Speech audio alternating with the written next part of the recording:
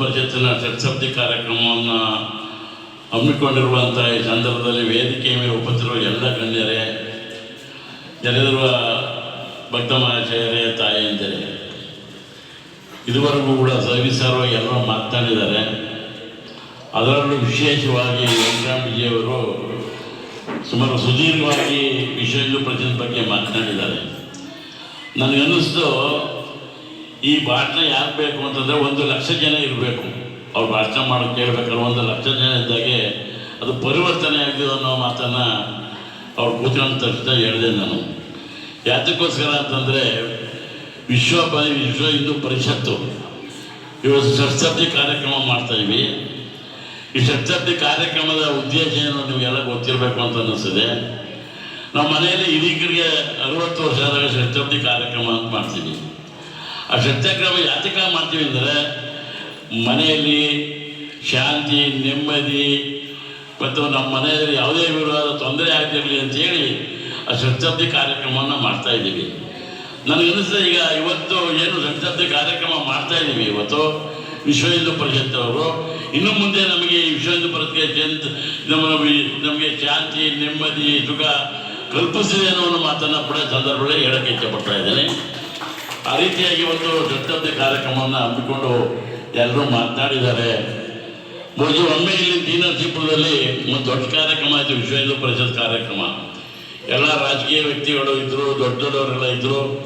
ಅದರಲ್ಲಿ ನಮ್ಮ ಬಸವರಾಜ್ ಅವರು ಕೂಡ ಇದ್ದರು. ಆ ಸಂದರ್ಭದಲ್ಲಿ ಎಲ್ಲರೂ ಕೂಡ ಮಾತನಾಡಿದಾಗ ಕೊನೆಯಲ್ಲಿ ನನ್ನ ಭಾಷಣ ಇತ್ತು. ಮಾತಾಡೋ ಒಂದು ಮಾತನ್ನು ಹೇಳಿದೆ, ಎಲ್ಲ ಧರ್ಮಕ್ಕಿಂತ ಹಿಂದುಳಿದ ಧರ್ಮ ನಮ್ಮ ನಮ್ಮ ಹಿಂದೂ ಧರ್ಮ ಅನ್ನೋ ಮಾತನ್ನು ಹೇಳಿದೆ. ಕೆಲವ್ರಿಗೆ ವೇದಿಕೆಯಲ್ಲಿ ಕೂತಿದವರಿಗೆ ಸ್ವಲ್ಪ ಇದಾಯಿತು. ಆಗ ಉದಾಹರಣೆಯನ್ನು ಕೊಟ್ಟು ಹೇಳಿದೆ.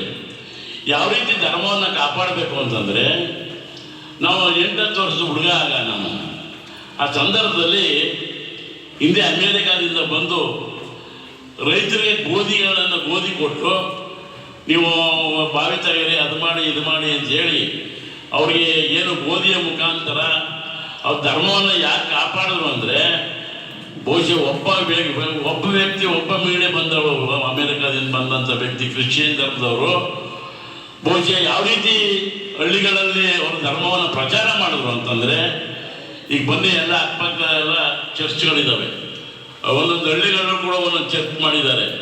ಈ ಮಾತನ್ನು ಯಾಕೆ ಹೇಳ್ತೀನಿ ಅಂದರೆ, ಯಾಕೆ ಹಿಂದುಳಿದು ನಮ್ಮ ಧರ್ಮ ಅಂತಂದರೆ, ಆ ಏಕೈಕ ಮಹಿಳೆ ಮಾಡಿದ್ರಲ್ಲ ಆ ಕಾರ್ಯಕ್ರಮ ನಾವೆಲ್ಲ ಮಾಡಿದ್ರೆ ಮಾತ್ರ ನಮ್ಮ ವಿಶ್ವ ಹಿಂದೂ ಧರ್ಮ ಬೆಳೆಯೋಕ್ಕೆ ಸಾಧ್ಯ ಆಗ್ತಿದೆ ಅನ್ನೋ ಮಾತನ್ನು ಈ ಸಂದರ್ಭದಲ್ಲಿ ಇಚ್ಛೆಪಡ್ತಾ ಇದ್ದೀನಿ. ಆ ರೀತಿಯಾಗಿ ನಮ್ಮ ಧರ್ಮವನ್ನು ನಾವು ಕಾಪಾಡ್ಕೊಳ್ಕೋಬೇಕು. ಅದೇನೇ ತೊಂದರೆ ಬರಲಿ, ನಮ್ಮ ಧರ್ಮ ರಕ್ಷಿತ ಅಂತ ಹೇಳಿ ನಮ್ಮ ಧರ್ಮ ನಮಗೆ ಕಾಪಾಡ್ತಿದೆ. ನಮ್ಮ ಧರ್ಮವನ್ನು ನಾವು ಕಾಪಾಡ್ಕೊಳ್ಬೇಕು. ಯಾವುದೇ ಕಾರಣ ಕೂಡ ನಮ್ಮ ಧರ್ಮವನ್ನು ಬಿಟ್ಟು ನಾವು ಹೋಗಬಾರ್ದು ಅನ್ನೋ ರೀತಿಯಲ್ಲಿ ಎಲ್ಲರೂ ಕೂಡ ಮುಂದಾಗಬೇಕು ಅನ್ನೋ ಮಾತನ್ನು ಈ ಸಂದರ್ಭದಲ್ಲಿ ಇಚ್ಛೆಪಡ್ತಾ ಇದ್ದೀನಿ. ಬಹುಶಃ ನೀವೆಲ್ಲರೂ ತಿಳಿದ ಹಾಗೆ ಏನು ಒಂದು ಅನೇಕ ನಮ್ಮ ಭಾರತ ದೇಶದಲ್ಲಿ ಅನೇಕ ಧರ್ಮಗಳು ಹುಟ್ಟುಕೊಳ್ತಾ ಇದ್ದಾವೆ. ಈಗ ವೆಂಕಟರಾಮಜಿಯವರು ಸವಿಸ್ತಾರವಾಗಿ ಹೇಳಿದರೆ ಅದನ್ನು ಹೇಳಕ್ಕೆ ಹೋಗೋದಿಲ್ಲ. ಆದರೆ ನಮ್ಮ ಏನೋ ಒಂದು ವೀರಶೈವ ಧರ್ಮ, ನಮ್ಮ ವಿಶ್ವ ಧರ್ಮ ಯಾವ ರೀತಿ ಇದೆ ಅಂತಂದರೆ, ನಾವು ಯಾರಿದ್ದೀವಿ ಆಗಲೇ ಇದ್ದೀವಿ. ಹೊಸ ಸ್ಥಳ ನಾವು ಯಾವುದೂ ಕೂಡ ಮುಂದೆ ಒಂದು ಧರ್ಮ ಕಾಪಾಡೋ ರೀತಿ ದಿಕ್ಕಿನಲ್ಲಿ ನಾವು ಸಾಕ್ತಾ ಇಲ್ಲ ಅನ್ನೋ ಮಾತನ್ನು ಕೂಡ ಈ ಸಂದರ್ಭದಲ್ಲಿ ಯಾರೂ ತಪ್ಪು ತಿಳ್ಕೊಳ್ಬಾರ್ದು.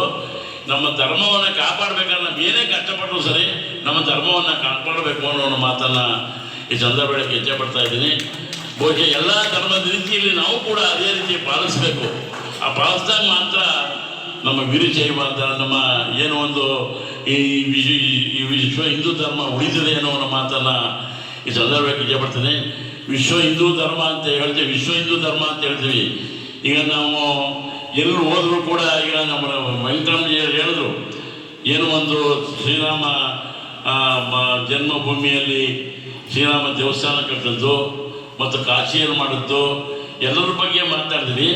ಆದರೆ ಈ ಧರ್ಮದಲ್ಲೇ ಅದು ಉಳಿದ್ರು. ನಮ್ಮ ಹಿಂದೂ ವಿಶ್ವ ಹಿಂದೂ ಪರಿಷತ್ ಧರ್ಮದಲ್ಲೇ ಇದೆಯವಿನ ಬೇರೆ ಯಾವ ಧರ್ಮದಲ್ಲೂ ಅದಿಲ್ಲ ಅನ್ನೋ ಮಾತನ್ನು ಈ ಸಂದರ್ಭದಲ್ಲಿ ಹೇಳ್ತಾ ಬಹುಶಃ ಹೆಚ್ಚಿಗೆ ಮಾತಾಡಿ ಎಲ್ಲರೂ ಹೆಚ್ಚಿಗೆ ಮಾತನಾಡಿದೆ. ನಮ್ಮ ಧರ್ಮವನ್ನು ನಾವು ಕಾಪಾಡಬೇಕು. ವೀರಶೈವ ನಮ್ಮ ಈ ವಿಶ್ವ ಹಿಂದೂ ಧರ್ಮವನ್ನು ನಾವು ಕಾಪಾಡಬೇಕು.